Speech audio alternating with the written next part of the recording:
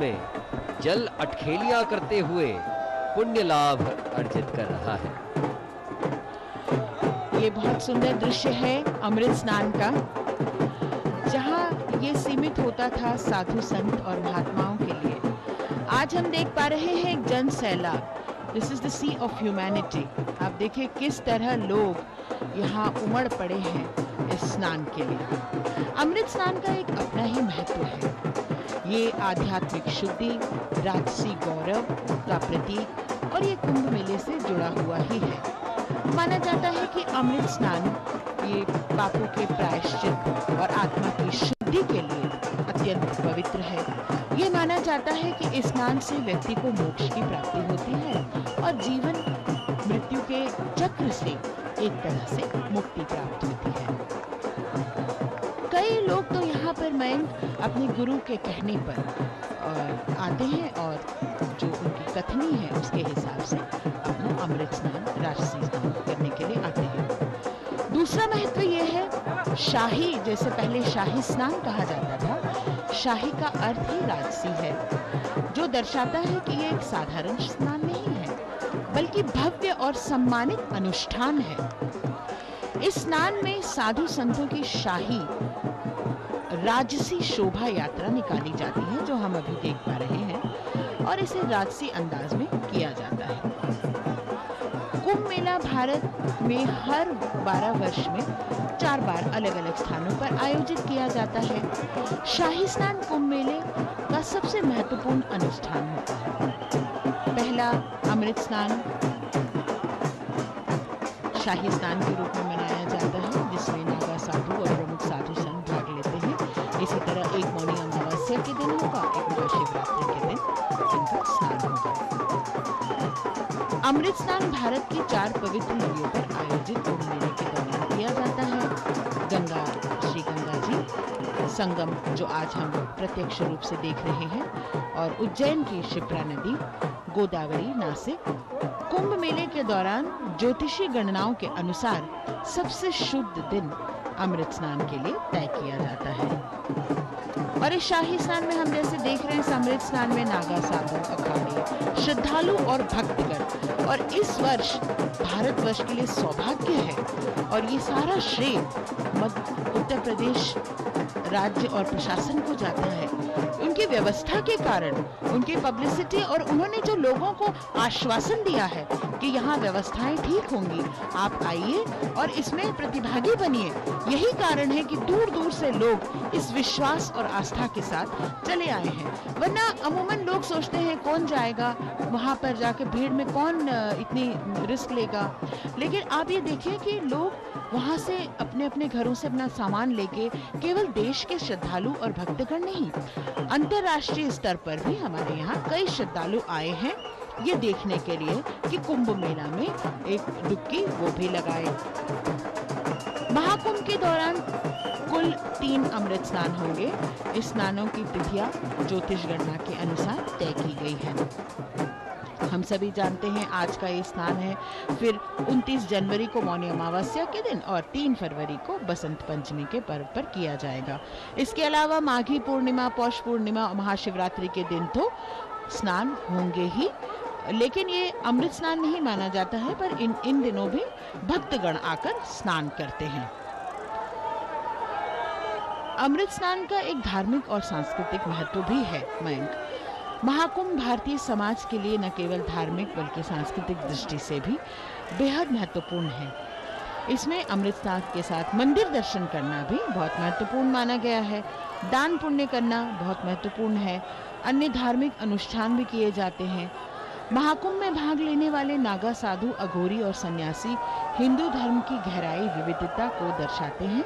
महाकुंभ का ये आयोजन धर्म, आस्था और सामाजिक एकता और सांस्कृतिक धरोहर का प्रतीक है। और अभी अभी हमें जो सजीव दृश्य प्राप्त हुए कि वैष्णव संप्रदाय के अखाड़े भी अब पवित्र डुबकी लगाने हेतु अपने अपने अखाड़ों से, अपने अपने शिविरों से, अपने पंडालों से निकल चुके हैं। प्रवेशाई प्रारंभ हो चुकी है। वैष्णव तिलकधारी संत भी अब कुछ ही देर में संगम के तट पर पहुंचेंगे और पवित्र जल में डुबकी लगाकर अमृत स्नान करेंगे। मार्ग के दोनों ओर लोगों का हुजूम अपने गुरुओं का दर्शन करने के लिए। कई महामंडलेश्वर, कई महंत, कई पीठाधीश्वर, कई श्री महंत, जैसा कि आप देख पा रहे हैं, रजत सिंहासन में कोई विराजमान है तो कई नागा साधु भस्म रमाए, लंगोट धारण किए और रुद्राक्ष की माला धारण किए पवित्र संगम में डुबकी लगाने हेतु आगे बढ़ रहे हैं। नागा साधुओं की परंपरा का इतिहास हजारों साल पुराना है। जैसा कि पहले भी हमने आपको बताया कि आदि शंकराचार्य ने 8वीं शताब्दी में इनकी स्थापना की थी और इनका उद्देश्य धर्म की रक्षा करना और समाज को आध्यात्मिक मार्ग पर प्रेरित करना था। ये देखिए, वैष्णव संप्रदाय के संत, सन्यासी, साधु अपने संप्रदाय का प्रचार प्रसार करते हुए, लोगों को आशीर्वाद देते हुए आगे बढ़ रहे हैं। मौसम भले ही विपरीत क्यों ना हो, ठंड का मौसम है। सूर्य की किरणें अभी तक प्रयागराज में दिखाई नहीं पड़ रही हैं। धीमी धीमी बारिश की बौछार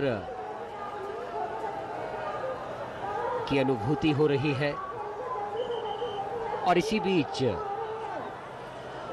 अत्यधिक ठंड, बहुत कम तापमान और इसी बीच गंगा जी और यमुना जी का ठंडा ठंडा जल। लेकिन भक्ति की और आस्था की जो गर्मजोशी है, उससे ये ठंड बिल्कुल भी मालूम नहीं पड़ती। सभी का अभिवादन स्वीकार करते हुए अब ये संतगण अपने अनुयायियों के साथ पवित्र संगम में डुबकी लगाने हेतु आगे बढ़ रहे हैं। ये दिव्य है, ये आध्यात्मिक दृश्य, ये आस्था का सैलाब और हर कोई इस बात की अपेक्षा करता है कि काश मेरे नयन और मेरे गुरु के नयन आपस में मिल जाएं। काश को ऐसा हो कि जब मैं मेरे गुरु का दर्शन करूं, जब मैं अपने गुरु को निहारूं, तो गुरु भी मुझे देख ले। एक नज़र मेरे गुरु की मुझ पर पड़ जाए तो मेरा सारा जीवन धन्य हो जाए। इसी आकांक्षा के साथ मार्ग के दोनों ओर भक्तों का विशाल जनसैलाब। अचलानंद गिरी जी महाराज जोधपुर राजस्थान से अपने भक्तों के साथ इस समय इन सजीव दृश्यों में नजर आए। पवित्र स्नान, अमृत स्नान कर लौटता हुआ एक जत्था तो दूसरा अखाड़ा पवित्र स्नान हेतु अन्यत्र मार्ग से अग्रसर हो रहा है।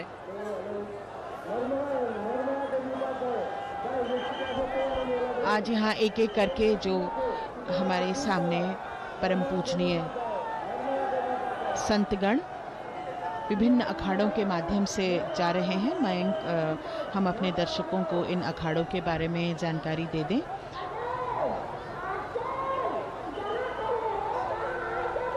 आज यहाँ जैसे सबसे पहले हम लोगों ने आपको सूचित किया था, श्री पंच दशनाम जूना अखाड़ा जो सबसे पहले जिनकी पेशवाई हुई थी। अब धीरे धीरे करके एक एक अखाड़ा आपके सामने आ रहे हैं। श्री पंचायती तपोनिधि निरंजनी अखाड़ा, जो हिंदू धर्म के सबसे पुराने और प्रमुख अखाड़ों में से एक है। इसकी स्थापना 14वीं शताब्दी में हुई थी और ये वाराणसी में स्थित है। निरंजनी अखाड़े का इतिहास बहुत ही समृद्ध और विविध है। ये अखाड़ा अपनी स्थापना के समय साधु संत और हिंदू धर्म के अनुयायियों के लिए एक महत्वपूर्ण केंद्र रहा है। अखाड़ा का मुख्यालय तीर्थराज प्रयाग में ही है। उज्जैन, त्रयंबकेश्वर और उदयपुर में अखाड़ा के आश्रम हैं। इसका मुख्य आश्रम मायापुर हरिद्वार में स्थित है और अखाड़े के इष्टदेव कार्तिकेय स्वामी जी हैं। धर्म ध्वजा का रंग गेरुआ है। श्री पंचायती निरंजनी अखाड़ा के महामंडलेश्वर और महंत दिगंबर साधु होते हैं। इसी प्रकार इस शोभा यात्रा में हम देख रहे हैं पेशवाई में श्री निर्मल पंचायती अखाड़ा। निर्मल पंचायती अखाड़ा हरिद्वार का इनका रिश्ता गुरु नानक देव जी से बताया जाता है। साल 1564 में पटियाला में गुरु नानक देव जी की कृपा और निर्मल संप्रदाय को स्थापित किया गया था। इस संप्रदाय का यकीन है कि भगवान एक ही है। ये संप्रदाय इसी सिद्धांत पर चलता है। कई सालों तक इन्हें रिवाजों का पालन करते हुए एक संस्था का इन्हें रूप दिया गया। इसके साथ ही अखाड़ा भी स्थापित किया गया। इस अखाड़े को पटियाला में स्थापित किया गया। वहीं इसका मुख्यालय हरिद्वार के कनखल में बनाने का फैसला भी किया गया। देश भर में इस अखाड़े की कई शाखाएं हैं।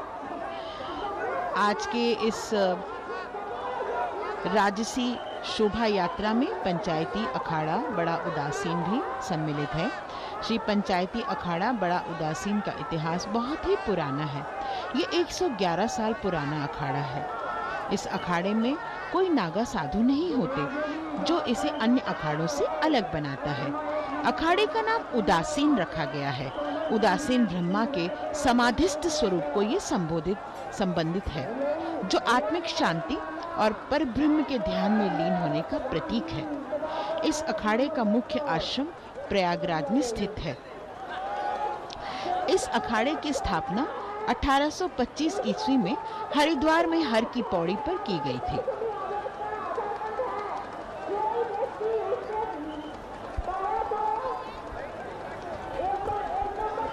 दिव्य भव्य कुंभ की वो तस्वीरें जिनका इंतजार काफी दिनों से श्रद्धालु भक्तगण कर रहे थे।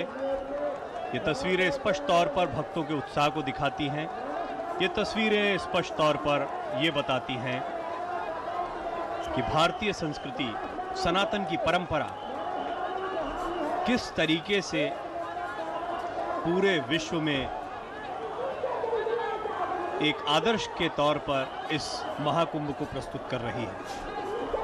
करोड़ों लोगों का समागम, पवित्र गंगा में डुबकी और इस आयोजन के लिए जबरदस्त प्रशासनिक व्यवस्थाएं, बहुत कुछ है जिसने इस कुंभ को बहुत खास बना दिया।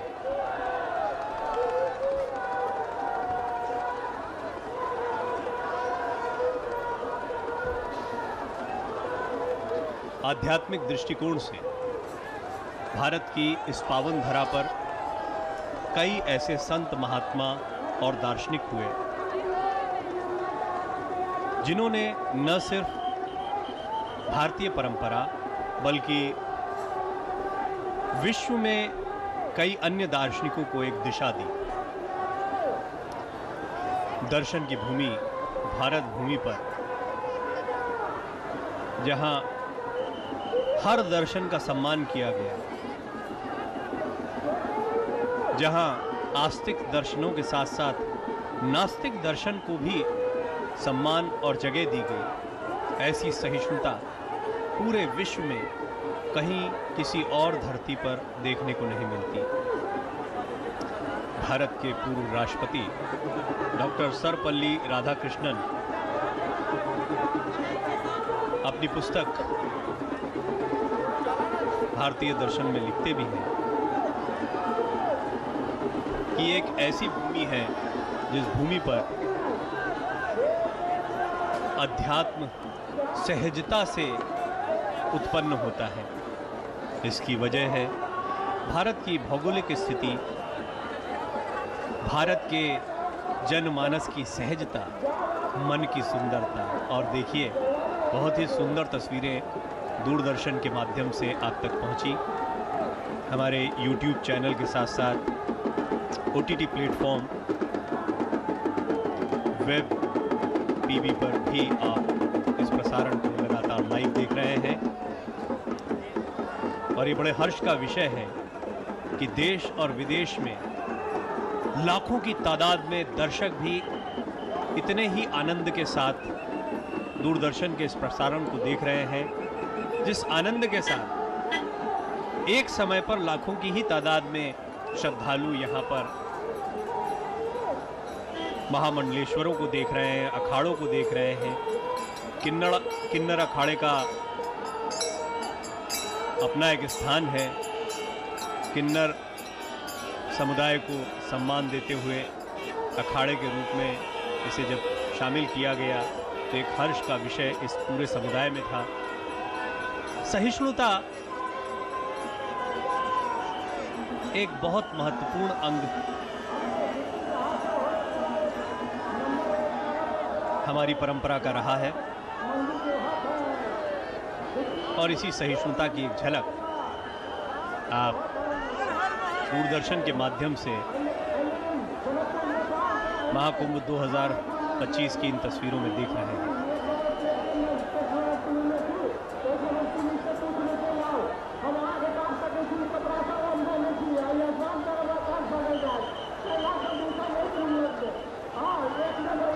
सर्वे भवन्तु सुखिनः, सर्वे सन्तु निरामया, सर्वे भद्राणि पश्यन्तु मां कश्चित् दुःखात् भवेत्। कितनी सुंदर बातें हमारे वेदांत में लिखी गई हैं, कितनी आनंद से भरी दिशा हमारे ग्रंथों ने हमें दिखाई है। और ये सारी बातें स्पष्ट करती हैं कि भारतीय भूमि दर्शन के लिए एक बहुत ही उपजाऊ भूमि हमेशा से रही थी। डॉक्टर राधाकृष्णन इसी बात को उल्लेख कर रहे थे जो मैं आपसे पहले कह रहा था अपनी पुस्तक में भारतीय दर्शन में, कि यहाँ पर इतनी समृद्धि रही है क्योंकि प्रकृति ने भारत की इस पावन धरा को खूब प्यार दिया, खूब संवारा है। चाहे एक और हिमालय की चोटियां हों या फिर समंदर हो, और सबसे महत्वपूर्ण हमारी वो पवित्र नदियां जो हमारे लिए माँ से कम नहीं हैं। हम देवी स्वरूप इन नदियों की उपासना करते हैं। गंगा, यमुना और अदृश्य सरस्वती का मेल तो यहाँ है ही संगम पर प्रयागराज में। इसके अतिरिक्त हम देखते हैं शिप्रा, गोदावरी और अन्य जगहों पर भी जहाँ जो नदियाँ हैं वो पूजित हैं। नदियों के किनारे सभ्यता का विकास हुआ। नदियों के किनारे मानव जाति और सामाजिक व्यवस्था के विकास ने आध्यात्मिक चिंतन की दिशा में हमें अग्रसर किया। और आज मानव समाज को आप जिस स्थिति में देखते हैं और मानव समाज जिन उपलब्धियों की तरफ बढ़ रहा है, उसमें दर्शन की ये दिशा बहुत महत्व की है। दरअसल दर्शन और विज्ञान एक ही सिक्के के दो पहलू हैं और दुनिया में दर्शन से ही विज्ञान का प्रादुर्भाव हुआ। यही वजह है कि भारतीय पुरातन दर्शन या भारत की कई पुरानी परंपराओं के विषय में जब आप चर्चा सुनते हैं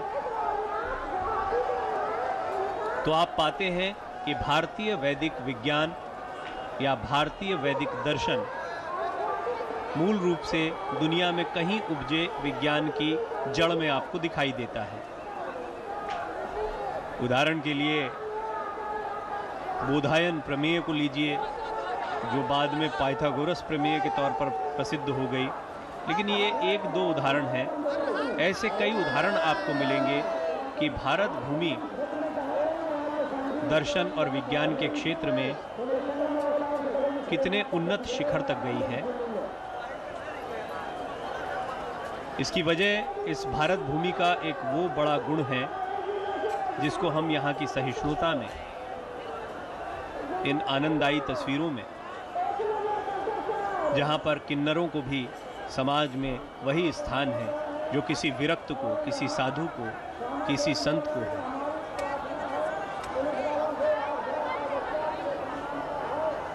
और आज भक्तों का ये जो बहुत बड़ा जनसैलाब, ये समंदर आप देखते हैं, ये समंदर बहुत स्पष्ट तौर पर आपको दिखाता है कि किस तरह भारत भूमि पर इन संतों के लिए, अध्यात्म की तरफ अग्रसर लोगों के लिए, इन सांसारिक लोगों में भी वही भक्तिभाव है। हर एक में एक साधु है, हर एक में एक संत है।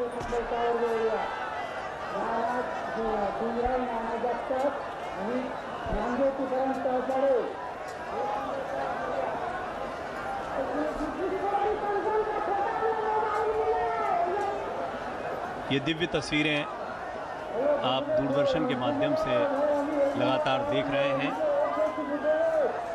और इन तस्वीरों से ये बहुत स्पष्ट है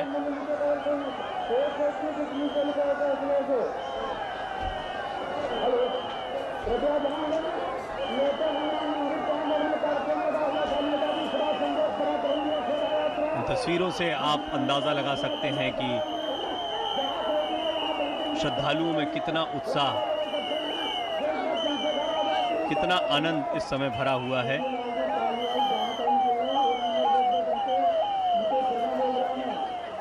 हर कोई पावन संगम में डुबकी लगाने के लिए आतुर है। इस कमेंट्री के बीच में हम जब भी इस क्षेत्र में जाते हैं तो अंदाज़ा होता है कि यहाँ व्यवस्था बनाए रखने के लिए भी लगातार प्रशासन प्रयासरत रहता है। लोगों से लगातार अनुरोध किया जा रहा है कि वो अन्य लोग जो इस समय कतार में हैं और डुबकी लगाना चाहते हैं, स्थान बनाएं ताकि सभी लोग इस पुण्य का लाभ ले पाएं। हालांकि पर्याप्त घाटों की संख्या है, फिर भी कुछ घाट होते हैं जहां विशेष आकर्षण श्रद्धालुओं का होता है, उनकी विशेष मान्यता होती है और यही वजह है कि यहाँ पर आपको श्रद्धालुओं की ज़बरदस्त भीड़ देखने को मिलेगी। और कितना सुंदर दृश्य है, देखिए माँ गंगा यमुना के मिलन के इस क्षेत्र में एनडीआरएफ की टीमें मुस्तैद हैं। मेला शब्द बहुत छोटा दिखाई पड़ता है इस भव्य आयोजन के आगे, लेकिन परंपरागत रूप से ये देखिए क्या शानदार तस्वीरें हैं। दूरदर्शन के माध्यम से आप ये तस्वीरें लगातार देख रहे हैं। दूरदर्शन ने सुबह से ही आपको इन बेहतरीन विजुअल से रूबरू करवाया है, जहां आप इस महाकुंभ की भव्यता को देख पा रहे हैं। महाकुंभ क्षेत्र के कोने कोने में हमारे कैमरास मौजूद हैं। दूरदर्शन की टीम के सभी साथियों ने मुस्तैदी के साथ रात दिन एक करके इन तैयारियों के लिए काफ़ी समय दिया और मैं इस बात का साक्षी हूँ। मैंने देखा किस तरीके से टीम के मेंबर्स लगातार कई रातों तक जागकर आप तक ये तस्वीरें पहुंचाते रहे और देश और दुनिया के तमाम दर्शक इस बात को जानते हैं कि हमेशा इस तरह के बड़े आयोजनों की तस्वीरें आपको दूरदर्शन के माध्यम से मिलती हैं। आज महाकुंभ का जो आनंद आप देख रहे हैं वो भी यहाँ दूरदर्शन के ज़रिए आप तक पहुँचाया जा रहा है। हर एक दृश्य, हर एक पल अमर होता जा रहा है। डिजिटल मीडिया का युग है, एआई का इस्तेमाल खूब जमकर आज महाकुंभ में भी देखने को मिलता है। यहाँ नेविगेशन की बात हो, एक जगह से दूसरी जगह पर जाने की बात हो, आम लोग पर स्थानीय लोग, आमतौर पर स्थानीय लोग भी जब यहाँ मेले जैसे किसी समय पर आते हैं तो रास्ते ढूंढना उनके लिए भी संभव नहीं होता है। प्रयाग में कई जगहों पर इतना कार्य किया गया है इस महाकुंभ को सफल बनाने के लिए, जिससे प्रयाग आपको बहुत बदला बदला दिखाई देता है। मुझे सौभाग्य मिला कि महाकुंभ के लिए आते ही यहाँ पर कई महामंडलेश्वरों से चर्चा कर पाया, कई प्रशासनिक अधिकारियों से बात कर पाया, राजनेताओं से बात कर पाया और यहाँ पर महाकुंभ की तैयारियों के विषय में काफ़ी कुछ जानने को मिला। जितनी जानकारी हासिल होती गई उससे स्पष्ट होता गया कि महाकुंभ को लेकर बहुत बड़ी सोच रखी गई है। महाकुंभ में 40 करोड़ से ज़्यादा लोग आएंगे और इसका अंदाज़ा आप इसी बात से लगा सकते हैं कि कल जब पौष पूर्णिमा थी और पहला विशेष स्नान था, अमृत स्नान नहीं था, लेकिन विशेष स्नान में भी 1.5 करोड़ से ज़्यादा लोग आए थे और आज निश्चित ही उससे कई गुना ज़्यादा ये तादाद है। हालांकि आंकड़ा स्पष्ट होने में थोड़ा समय लगेगा और ठीक आंकड़ा मिलना भी इतनी भीड़ का बड़ा चुनौतीपूर्ण कार्य होता है, लेकिन करोड़ों की तादाद में आज श्रद्धालु यहाँ डुबकी लगाने वाले हैं और लाखों की तादाद में तो वैसे भी श्रद्धालु कल्पवास या मेला क्षेत्र में बसे हुए हैं। एक जनपद के रूप में, जिले के तौर पर कुंभ के क्षेत्र को विकसित किया गया। इसी से आप अंदाज़ा लगा सकते हैं कि शहर के भीतर एक बड़ा शहर बसा। ये शहर है भक्तों का, ये शहर है श्रद्धालुओं का, जिनके लिए समस्त सुविधाओं का प्रबंध